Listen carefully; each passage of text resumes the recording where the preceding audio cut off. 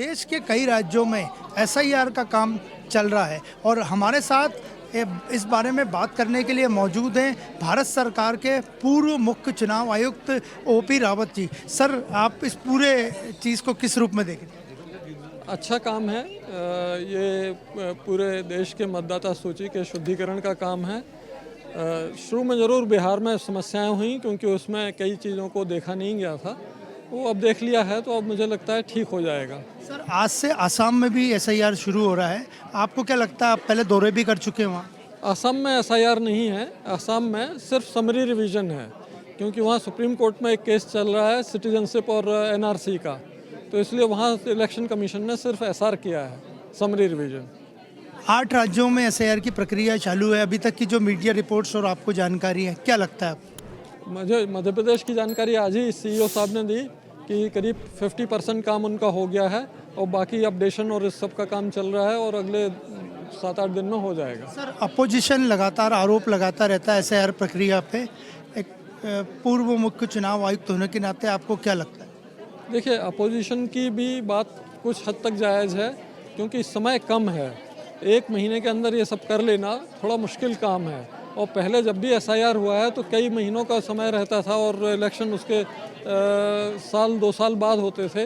अभी क्या है, कुछ राज्यों में इलेक्शन अभी आ जाएगा, वेस्ट बंगाल है, असम है, तमिलनाडु है, केरल है, तो इसलिए लोगों को चिंता होती है और अपोजिशन इसीलिए अपना शिकायत करते हैं। सर, मध्य प्रदेश में एसआईआर का काम चल रहा है।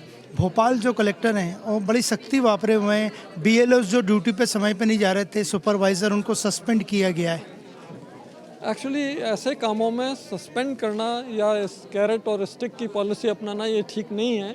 ऐसे कामों में वरिष्ठ अधिकारियों को स्वयं उसमें जाके सिस्टम को देखना चाहिए, सिस्टम को इम्प्रूव करने की कोशिश करना चाहिए और अपनी टीम को एनकरेज करते जाना चाहिए कि जाके वो उस काम को समझ लें और अच्छी तरह से कर सकें। कैरेट स्टिक की पॉलिसी इसमें सफल नहीं होगी। सर, पर उन्होंने ये एक आदेश ये भी जारी किया है कि जो अच्छा काम करेंगे उन्हें पुरस्कार भी दिए जाएंगे, जो बीएलओ या चुनाव की ड्यूटी में लगे कर्मचारी। यही तो मैं कह रहा हूँ, कैरेट एंड स्टिक। जो अच्छा करेगा उसे कैरेट खिलाएंगे और जो बुरा करेगा उसे स्टिक। ये पॉलिसी इस तरह के काम में नहीं चलती क्योंकि इसमें काम में सिस्टम, ट्रेनिंग और आम जनता को विश्वास में लेना, ये सब ज़रूरी होता है। तो इसमें बिल्कुल नए अलग तरीके से अपने को काम करना चाहिए जिससे कि ना हमारी सेना को कोई नुकसान हो, ना हमारे वर्कर का कोई डिमोरलाइजेशन हो और काम भी पूरी अच्छी तरह से हो जाए और कोई भी वोटर छूटने ना पाए। सर, कई बार एसआईआर प्रक्रिया हो चुकी है, लेकिन इसी बार ये इतना विवाद क्यों खड़ा हुआ? इसलिए कि बिहार के करते समय उन्होंने कुछ गलतियां कर दी थी जिनको बाद में उन्होंने सुधारा, इसलिए ये विवाद हुए।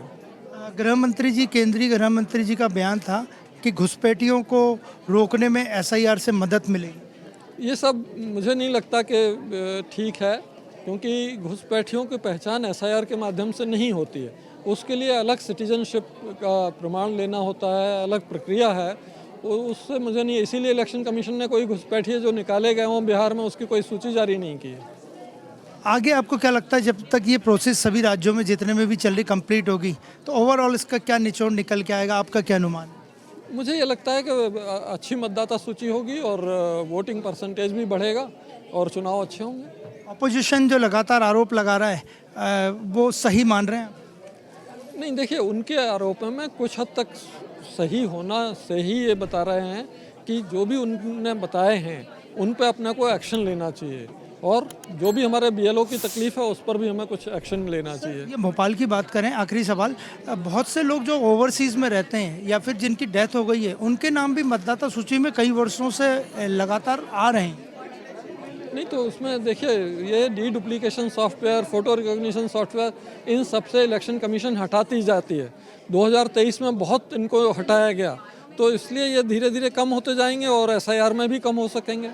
हमसे बात करने के लिए धन्यवाद। तो ये थे भारत सरकार के पूर्व मुख्य चुनाव आयुक्त ओपी रावत और उनका स्पष्ट कहना था कि एसआईआर को लेकर विपक्षी दल यानी कांग्रेस और उसके सहयोगी जो आरोप लगा रहे हैं उसमें कुछ हद तक सच्चाई है, लेकिन एसआईआर प्रक्रिया से सही जानकारी आ पाएगी। वीडियो जर्नलिस्ट मनीष के साथ अनिरुद्ध, स्वदेश न्यूज, भोपाल। देखते रहिए स्वदेश न्यूज। अगर आप इस वीडियो को सोशल मीडिया हैंडल फेसबुक या इंस्टाग्राम पर देख रहे हैं तो हमें फॉलो करें। अगर यूट्यूब पर देख रहे हैं तो सब्सक्राइब करें और बेल आइकन दबाना ना भूलें।